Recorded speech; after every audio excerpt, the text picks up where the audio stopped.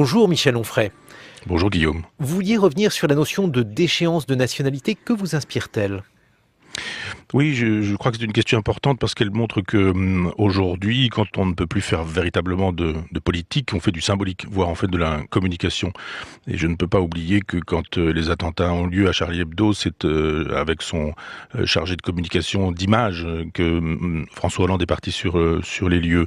Et depuis Jacques Séguéla, on sait que les communicants jouent un rôle important dans la politique quand justement la politique ne peut plus se faire parce qu'elle se fait ailleurs et autrement. On y va dans le symbole. Alors la déchéance de la nationalité, c'est évidemment un symbole, et on sait très bien que François Hollande est un Machiavel souriant et qu'il sait très bien qu'en brouillant les lignes, il va générer du commentaire médiatique, et que pendant qu'on génère du commentaire médiatique sur ce sujet, eh bien on ne génère pas du commentaire médiatique sur un autre sujet. C'est-à-dire que pendant qu'on s'étripe pour savoir si c'est une idée de droite, si c'est une idée de gauche, si c'est une idée d'extrême droite, si François Hollande se droitise ou s'extrême droitise, si l'extrême droite est très heureuse d'entendre une de ses idées reprise par la gauche de Manuel Valls, etc. Enfin, pendant qu'on s'occupe de toutes ces choses-là, on ne s'occupe pas de cette question qui est celle du terrorisme et qui fait que cette semaine, par exemple, eh bien, la communauté juive s'émeut et à juste titre.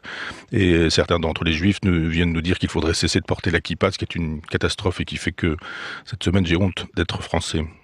Et sur le poids du symbolique, puisque le symbolique en politique, ce n'est tout de même pas un philosophe qui va nous dire qu'il est inessentiel.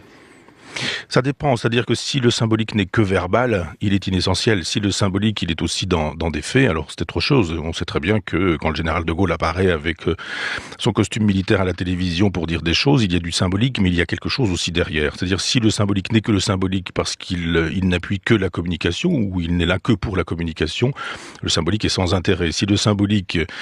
c'est une façon d'être dans ce qu'on appelle le performatif, enfin ce qu'Austin appelait le performatif, c'est-à-dire dire c'est faire, et bien à ce moment-là, dire ou faire voir, c'est aussi faire quelque chose. Alors que là, c'est plutôt l'inverse, c'est-à-dire on dit parce qu'on n'a rien à faire et qu'on ne sait pas quoi faire. Bon, mais la déchéance de la nationalité, c'est une question épineuse dans la mesure où retirer sa nationalité à quelqu'un, c'est évidemment une opération qui avait été faite durant les heures noires de l'histoire française, et c'est la raison pour laquelle le télescopage est effectué aujourd'hui. Il y a un certain nombre de gens qui n'ont jamais été français, qui ne se sont jamais sentis français. Il faut dire que la République ne s'est pas montrée non plus très désirable pour un certain nombre d'entre eux. Donc les priver de quelque chose avec lesquels ils ont déjà rompu, ça me paraît être justement le signe qu'on est dans le symbole et dans le symbolique. C'est pas ce genre de choses qui est important. Quand je pense qu'on perd du temps et de l'énergie sur ce sujet-là, je trouve ça assez sidérant. Et vous, justement, que préconiseriez-vous par rapport à cela, puisque on voit que la déchéance de nationalité, c'est quelque chose de symbolique peut-être, mais malgré tout, c'est aussi une mesure qui est, semble-t-il, plébiscitée par pratiquement 85% des Français.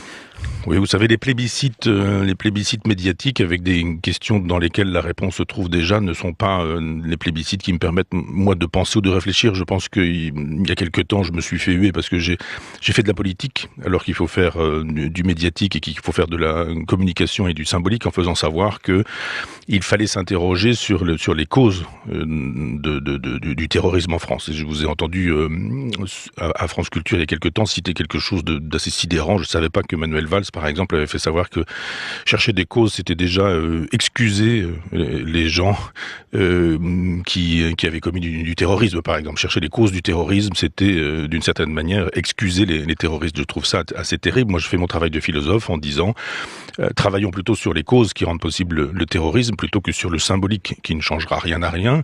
Et les causes qui rendent possible le terrorisme, en partie, je ne dis pas qu'elles sont toutes là, mais il y a de la misère, le chômage, la pauvreté, il y a l'effondrement des valeurs, il y a le fait que la gauche ne soit plus de gauche, il y a aussi le fait que nous menons une politique internationale depuis François Mitterrand et 1991 et son alignement derrière la politique de George Bush. Nous menons une politique qui est une politique internationale qui nous vaut en partie ce qui nous arrive aujourd'hui. Donc à défaut d'une grande politique dont la droite et la gauche sont actuellement incapables, ils se réfugient dans du symbolique.